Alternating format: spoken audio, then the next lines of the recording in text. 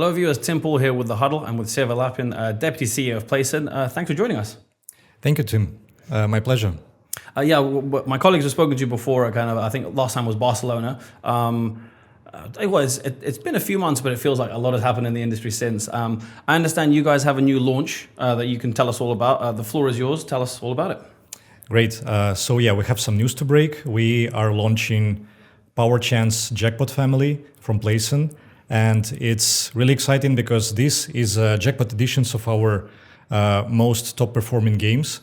It's a progressive jackpot that also has fixed jackpot levels.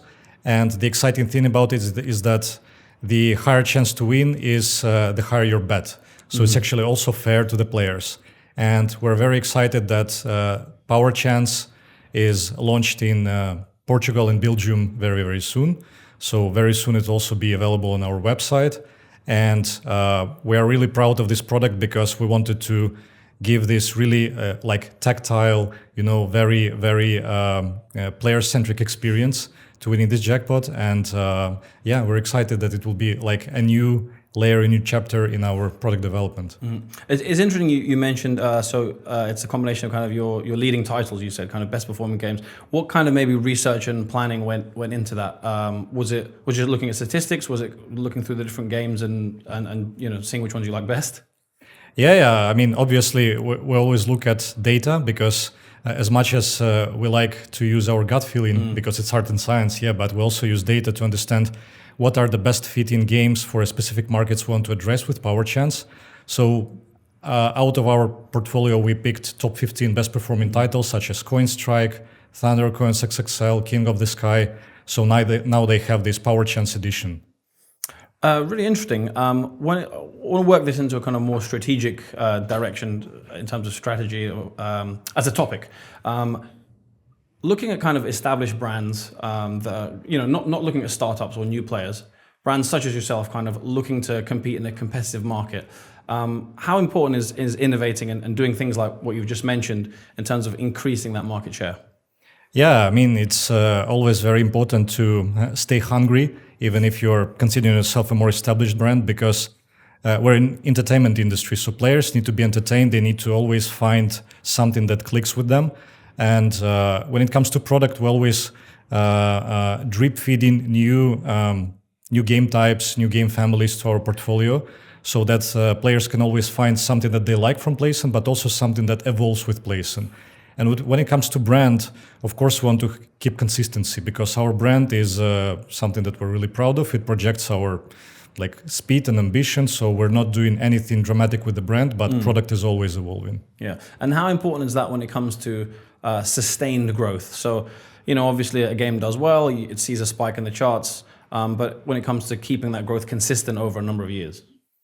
It's very tough, and I think it's about discipline. So that, for example, if we find a working idea, we to understand that it's working, we need to be consistent with execution and not giving just one chance to a certain game type, because we also need to learn. We had our flops, but also when we succeed, we also try to be consistent and develop it into, let's say, a new game family, such as we did with Coin Strike, and then the rest 3x3 coin games that we have in the portfolio.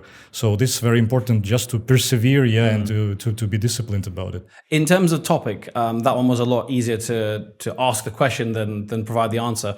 And similarly, when it comes to freshening things up, so for example, the launch you just discussed, is there a kind of optimum balance? Again, this is easier to ask than answer, but in terms of providing new innovations, you don't want to change for change's sake. How often should new things come into the pipeline, basically?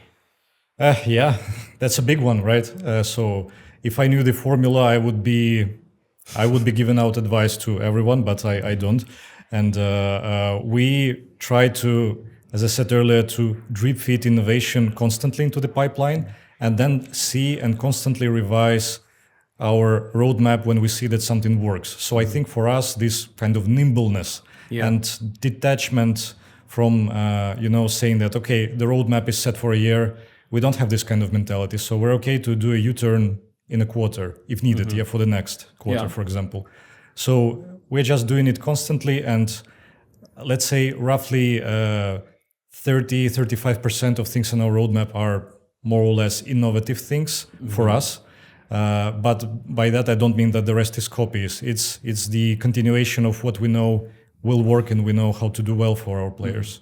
Interesting. So it sounds fluidity and adaptability, I guess, are important. Yeah, exactly. Yeah. In terms of your overall strategy, so we've talked about strategy already, but looking at geographical markets, obviously you're placing in fact, on your website, there's a list of the regulated markets you're in. If I was to try and read them all from memory, I get lost because there's a lot of them. So it's a good sign. But if you were to single out, I guess, 2 or 3 for exciting high growth markets at the moment, which ones would they be? Yeah. I'm not sure that I'm very original in this answer because if you interview the rest of the market, probably they might also name. But for us, the success stories are Brazil, because obviously we entered the market successfully this year. It's double-digit crazy growth, and our product is really clicking, and we have a lot of room for growth as well. Italy, so we are here, but we're also are enjoying quite strong market share growth here, and I believe we're approaching somewhere to high single digits here in this market.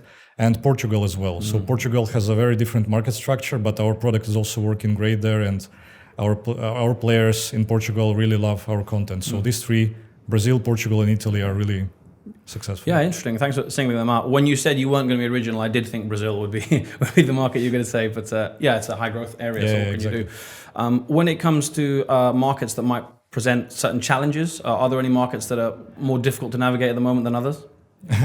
So here I think all regulated markets are a challenge, but mature markets and emerging markets have different kind of challenges. So, for example, a big challenge again is Brazil, because it's fluid. The legislation is adjusting, changing. So this remains a challenge. Much, And then from the mature ones, for example, the implementation of the deposits limitation in Netherlands, that has hit the market hard. And UK is always introducing something new. So we're always following up with that. But mature markets have a different story. But I think emerging markets are a bit more exciting, because it's just new entries and less legacy. Exactly, that's just the nature of the beast, the nature of the game. Yeah. Final area for me, looking ahead, so kind of everything we've discussed in terms of the new launch, in terms of strategy, and in terms of the different markets. What can we expect in 2026? Because time's flying and this year's almost over. And what's on the... And I bear in mind, you said the roadmap isn't going to be fixed. There's going to be fluidity to expect. But from what you can plan, what can we expect from Playson? Yeah, but of course we plan with certain principles that we want to achieve for next year. And I always say that we see ourselves as a boutique studio, right? So we are a boutique because we take great care with the product. But for next year, we also want to expand our capacity because we also see a lot of demand to our games.